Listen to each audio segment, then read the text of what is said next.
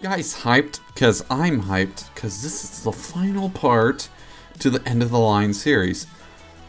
The conclusion leaves all your questions from the last one answered. So, with that in mind, prepare for amazingness as this last part finishes up the series.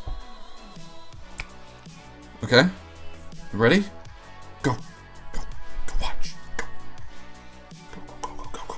Secrets we're keeping could be used to light the dark, but we anti-gravity lock down humanity, lightning insanity striking inside me. Whoa, whoa, it's the heartbeat of mystery. Whoa, whoa, lightning inside me. The flower's first mistake had been telling you his plans. His second was not running when he had the chance. The bullets fire, sending up a mushroom cloud of powdery snow. Flowey searched the mist expectantly, looking for a pile of dust among a bullet-ridden jacket or scarf. But it's only meant with barren soil peppered with tiny craters of every bullet that missed its mark. What? Your fist is around his stem before he can finish the sentence. Flowey chokes out a gasp as he whips his head around to face you. His expression ricochets from bewilderment to shock. You can see the pure terror in his eyes. No doubt, you can see the hell in yours.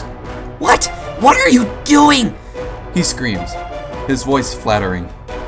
You squeeze a little tighter, but you don't respond. Something beyond feeling or emotion spurred you to wink out of the way. Something deeper than instinct.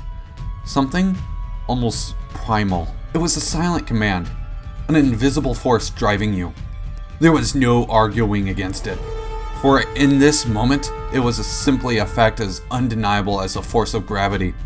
The only truth in the world right now was that this weed was going to be stopped right here, right now. No discussion or debate. Nothing else mattered. Nothing else existed beyond this solitary object. You are going to end him this instant. You idiot! The flower struggled against your grip, but can't escape. Your grip is too strong. I was going to win! Just let me win! No! You find words at last, and you say them with a force unparalleled. I cannot! I will not let you destroy what's left of the underground, if it's the last thing I ever do.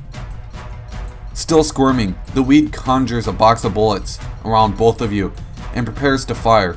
You snap your fingers with your free hand, and 4 skulls of same demonic creature materializes, blasting the seeds away in beams of pure energy without a second hesitation. It may have been overkill, but it got the job done. Frozen in horror, the flower can't tear away from your eyes, flickering between a fiery yellow and an electric cyan. Even you can tell you're filled with determination unmatched by any human. The skulls floated around you, waiting, observing.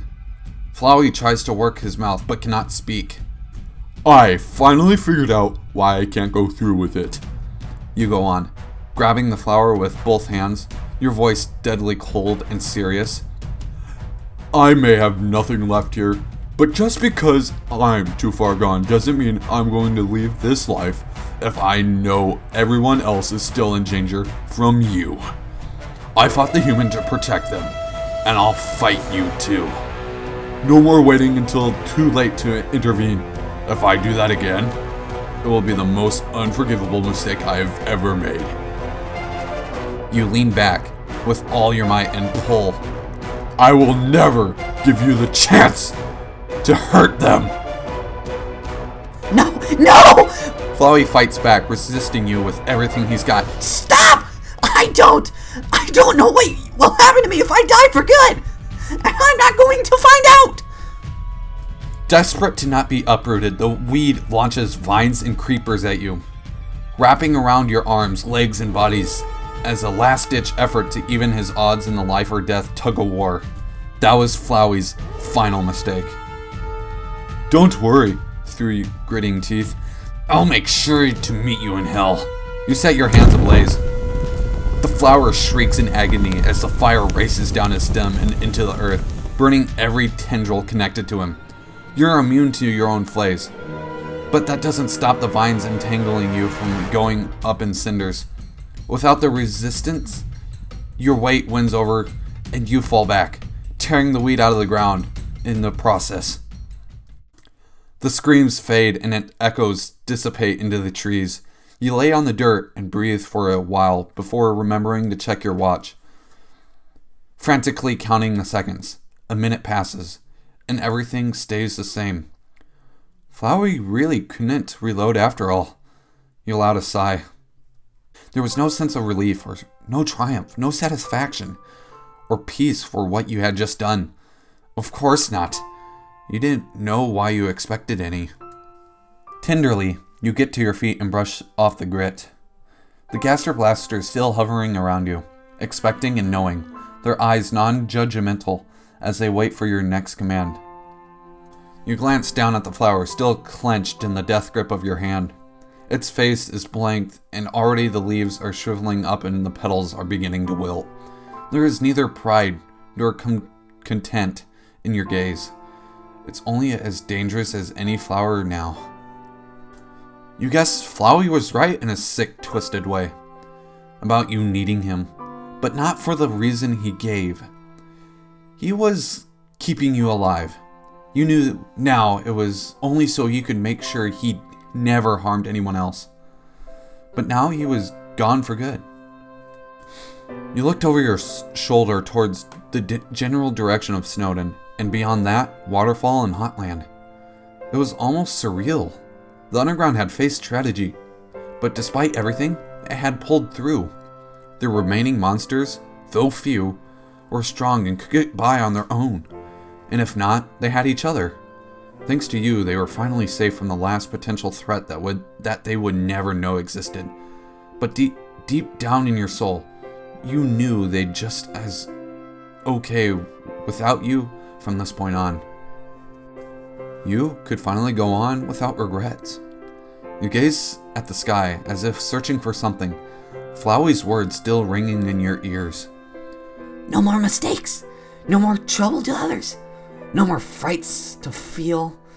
And hey, you'll get to go be with your brother again. Doesn't sound like a bad deal to me at all. Yeah, you agree.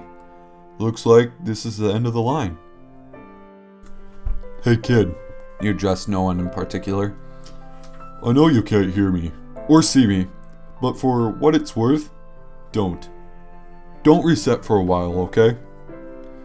I know you haven't in the last 6 months, but just in case, hold off a little longer, if you don't mind.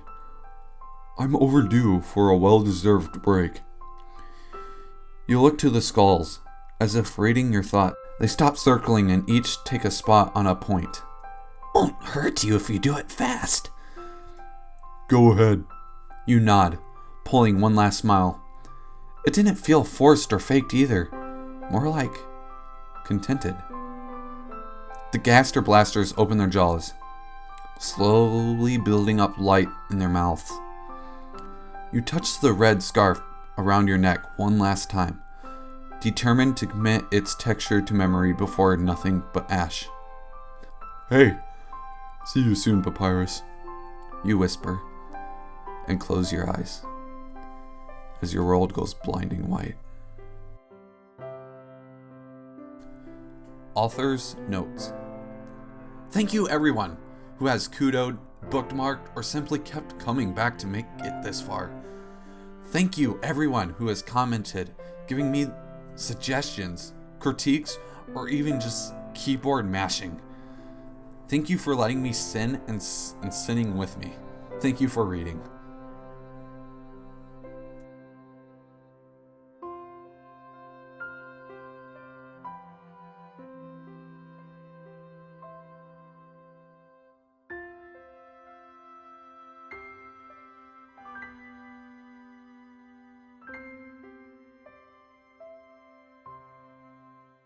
Guys, I hope you enjoyed. That was End of the Line. I think the next one I'm going to read is called You Monster, which is by CleverCatchphrase again. But this one is about Frisk and Toriel. And basically what Clever has said it was basically about was, this is a summary, so I'm just going to read the summary. She was a monster, and she had called you her child. That meant she was your mother, and you were a monster too, right? And then the notes go on to saying, this started off with me daydreaming about a scenario where Flowey never abducted your friends at the end of the True Pacifist run ending, and you took up Toriel's offer to live in the underground with them forever, which somehow made me think of Frisk growing up believing they truly were a monster too. And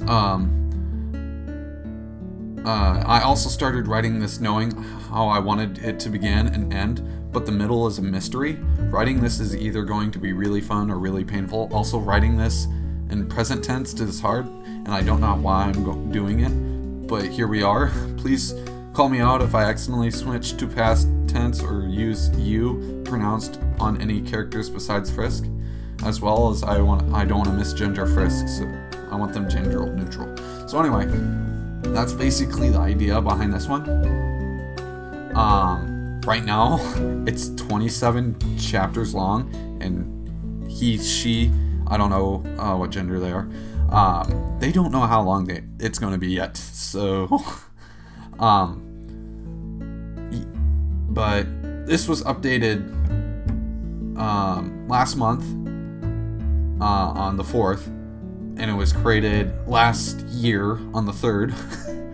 So it's been going on for a while, but I hope they say yes to me reading this, because I really want to read this. It looks so good. So also, if you can hear my brother in the background. Sorry, wait. Say hi. Hi, Hi, YouTube. Anyway, I really want to read this. I hope you guys enjoyed once again, and I'll see you guys later.